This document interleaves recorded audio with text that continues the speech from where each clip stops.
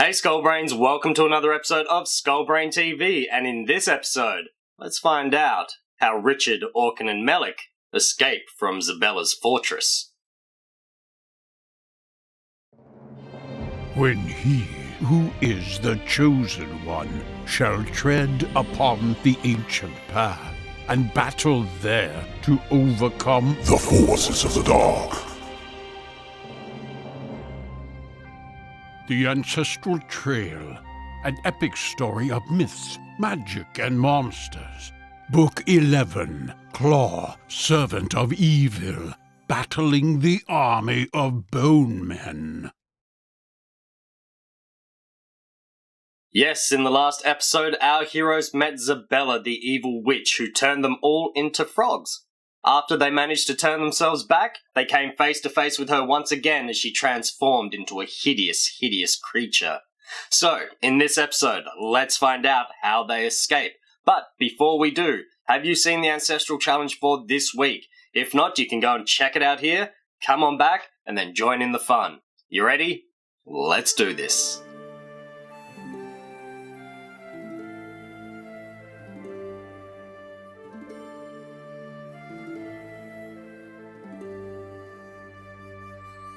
On the 11th day, ties that bind release the one in deepest, darkest throne. The shortest length can longer run by faith and faith alone. In desert lands beneath the sun, power of steel and weight of stone defy.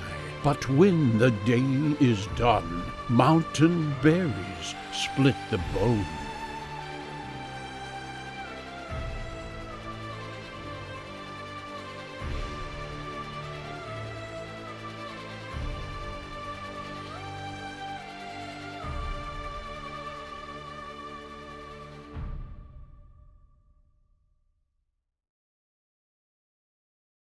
Lumps of stone tumbled into the yawning chasm as Richard landed on the other side. "Come on," he shouted back to Orkin and Melek as chunks of floor continued to disappear from under their feet. "If you don't hurry, the gap will be too wide." As the two jumped, the section on which they had just been standing crumbled away. "Now," Richard warned, "we've got to move fast." The three of them leaped across the cave, whose floor was now split by a crazy paving of wide cracks. "Up here," Richard said as they reached the other side of the cave. Orkin and Melek followed Richard as he scrambled up the crystal outcrops to a narrow gap in the wall. They crawled through on their bellies and emerged in a cave bigger than Zabella's. In the middle stood a huge mound. "Let's climb up there," Orkin said, his soldier's eye picking out the strategic strong point. At the peak was a deep hole. As the three peered down into the seemingly bottomless blackness, an eerie wail echoed up the shaft. They tensed, ready to run, when the wail came again. This time they all heard its message. "Help me!" The voice was soft and unmistakably genuine. "How far down are you?" Richard bellowed into the shaft. As he looked down, he saw metal spikes protruding in a spiral from the sides. They were too sharp and narrow to be of any use for climbing, more a deterrent to stop people getting out, but his mind subconsciously ticked them off. If one of them had to go down by rope, then the spikes could take some weight. The rope was only so long. It all depended on how deep the shaft was.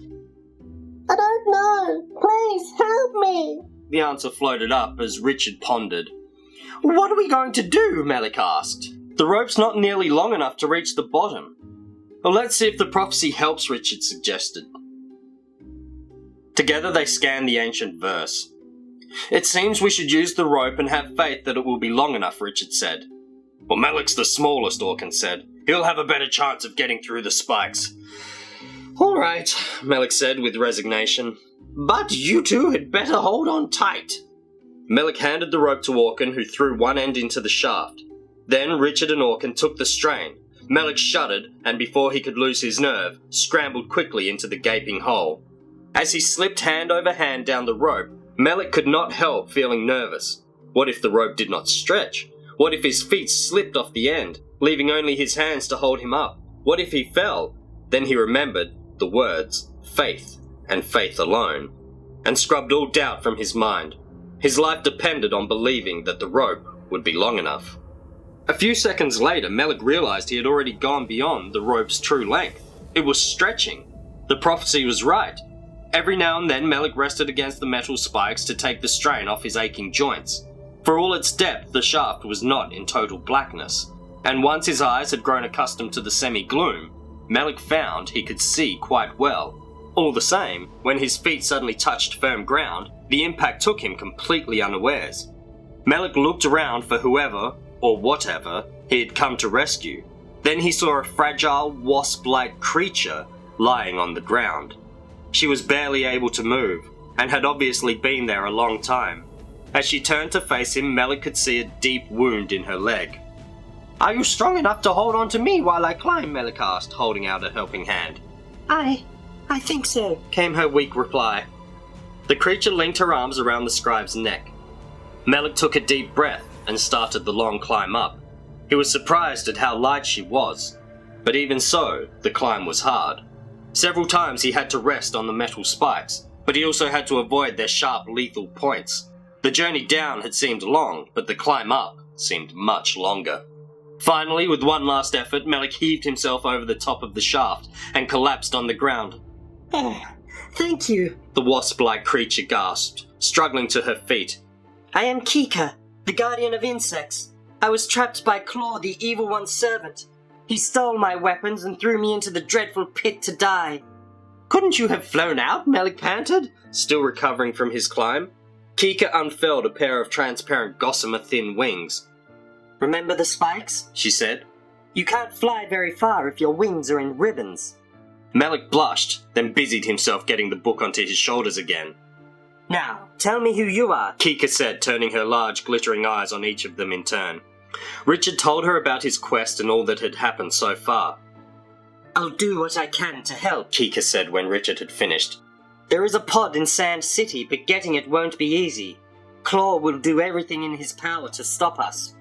Before we go, let me give you this. Kika untied a narrow belt from her waist and handed it to Richard. Its magical powers will help you when you most need them, the Guardian said. Richard looked at the belt. It was made of a super light silvery metal, thin and glittering. It had been wound several times around Kika's thin body, but it fitted perfectly around his waist. As he strapped it on, Richard felt a surge of strength through his body. Well, there's a pod in Sand City, Richard said with renewed confidence. Let's go. Well, what about Kika? Melek asked. She can't walk. I'll carry her, Richard said, and gently lifted the Guardian onto his back. The party made their way down the mound and across the cavern. Following Kika's directions, they made their way through various tunnels until they emerged into the open. They looked ahead into an emptiness of desert and scrub grass. A harsh wind blew, sending tangles of tumbleweed scurrying across the landscape. Only in the very far distance could they see the outline of a city break the horizon. Straight ahead, Richard said, leading the way once more. They trudged on wearily. The desert was hard going. Although the ground was reasonably firm, it rose and fell in monotonous ridges that effectively doubled the distance they had to travel. More than once, Melek's knees buckled under him, sending him sprawling in a heap on the sand. Richard realized how dangerous their situation was. From the ridgetops, it was impossible to see beyond the next gully. And once in the gully, it was impossible to see beyond the next ridgetop. The evil one could have a whole army hidden in this desert, and they would be none the wiser until they walked straight into them. Richard halted at the bottom of the next gully, and was about to speak to Orkin when an ear-splitting laugh hammered at his eardrums. Richard looked up at the ridge and saw a sight that sent his heart into his boots. Silhouetted against the sky was a figure wrapped in a torn black shroud. From his horned helmet and his skull-like face to his skeletal feet, there was not one scrap of flesh to be seen. All of the creature, even the spear that he brandished aggressively in the air, looked as if it was made of bone. It could only be Klaw. "We've got to get out of this gully!" Orkin cried. "Run!" "That's right! Run!" Klaw's harsh voice rang out contemptuously. "See where it gets you!" Suddenly his hand was full of bones, little chunks the size of knuckle joints, which he flung to the ground. "Nobody can escape my army!" Where Klaw's bones landed, the ridge bloomed with white. From little pegs of bony nothingness, a forest of warriors sprouted with extraordinary speed. into full-grown beings. Hard, skeletal and menacing, they were slightly smaller replicas of their master. In one hand they held broad shields carved out of bone into identical images of skulls, and in the other they clutched short, long, thin-bladed swords of bone. "Go, my children!" At Klaw's command, the bone warriors rattled their swords against their shields and began to march purposely downhill. Back up the hill, Orkin barked and began to hustle the others up the slope. Just before he turned, he saw Klaw's hand go back as if he were about to throw something. At the same time, Klaw gave another evil laugh. They felt something skimming through the air above their heads. Small puffs of dust rose in front of them, as if a handful of pebbles had landed in the dirt, but they all knew that these were no pebbles. They turned and fled as the ridge for which they had been heading began to sprout newly sown bone warriors. Their only avenue of escape was along the gully, but Klaw's bonemen were one step ahead of them. Already they had broken ranks and were fanning out to block either end. Richard looked around in despair as he realized they were surrounded. One bone man came running at him, sword raised. Without pausing to think, Richard pulled out Jarut's dagger and held it as hard as he could at the bone man. It struck his enemy's head with a crunch, driving a jagged hole in his skull. The bone man tottered a few steps before collapsing in an untidy heap. Richard dashed forward and grabbed back his sword. "We might have a chance," he shouted to the others. "They're not as strong as they look. We might be able to fight our way out of here." Forming a tight group with Kika in the middle, they used swords and broken bones to battle the oncoming army. The knot of ferocious combat drifted along the gully and up the sides of the ridges, leaving in its wake a trail of shattered bones. The weight of numbers was too great. Whenever the bone men's ranks became dangerously thin, Klaw simply threw out more bones and a fresh squad joined the fray. Orkin, Richard and Melek were tiring. Their arms ached from the swinging of swords and bones. The wearier they got, the slower their reactions became. The bone men's blows got harder to dodge, and some even reached their target.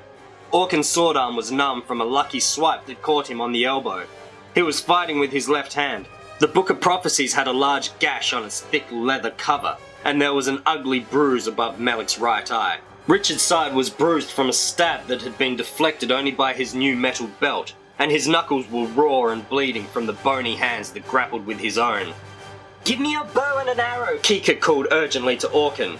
"They're useless at this range," Orkin shouted over his shoulder. "Just give them to me," Kika demanded. Her words suddenly carried the full weight of a guardian's authority. "All right, take them." Orkin felt the undercurrent of suppressed anger that flowed through Kika's voice. Kika plucked the bow off Orkin's back and snatched an arrow from his quiver. Then she spread her wings. For a few seconds she merely hovered above their heads, unable to take full flight. The bone man's sword slashed furiously at the guardian's fragile limbs. "You shall not escape a second time!" Klaw bellowed with rage as he realized the guardian was about to fly off. He strode ahead, sweeping his warriors to either side as if they were made of paper. He raised his spear and took aim. Kika, still hovering above the scrum, glanced at her old captor, and the sight gave her strength. Her wings bit the air and she soared upward just as Klaw's spear left his hand. It missed her by a whisker and then she was away, flying through the sky in a blur of movement. In seconds she had disappeared from sight, flying towards the distant forest. "She's tricked us!" Orkin shouted in anger. "She's escaping and leaving us here!" Even Richard was surprised by Kika's desertion. He had thought she was on their side. She seemed so genuine. Now his mind was full of despair. There was no doubt Kika had taken the opportunity to save herself. Perhaps the evil rot that infested this crazy world had affected Kika more than it had Jarut. At least he had reverted to normal when he was released. At that moment, while they were all gaping after Kika, Klaw muscled his way into the fight. With one slash he knocked Orkin's sword from his hand. A lightning flurry of blows disarmed Richard and Melek as if they were babies. "I might have lost the Guardian," Klaw chuckled. "But I won't lose you." And that is the end of book number 11. So, how did you go with the Ancestral Challenge? Were you able to find all of the hidden objects? And do you think Klaw was based on the Grey Claw, Dragon's Teeth, or zombies? Tune in to the Ancestral Challenge next week where I will reveal the answer. In this issue, there were no letter tokens to download and collect, but stay tuned, there will be more. Thanks a lot for watching this episode of Skullbrain TV. Don't forget to hit that like and subscribe button and ring the little bell icon so you can be notified when a new episode is released. And, as always, until next time, stay tuned and stay skullbrained.